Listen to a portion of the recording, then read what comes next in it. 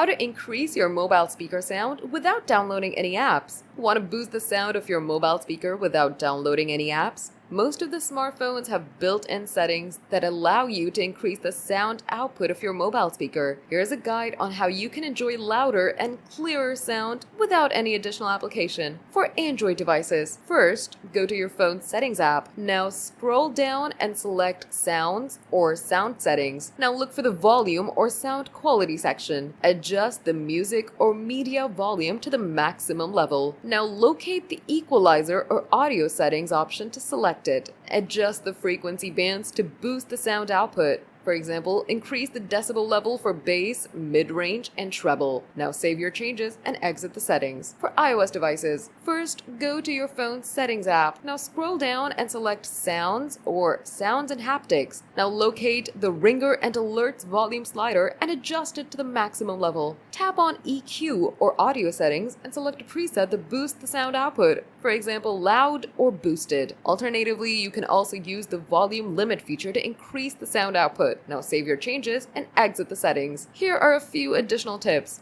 Use a headphone or earbuds to amplify the sound. Place your phone in a container or bowl to amplify the sound. Use a speakerphone or external speaker to increase the sound output.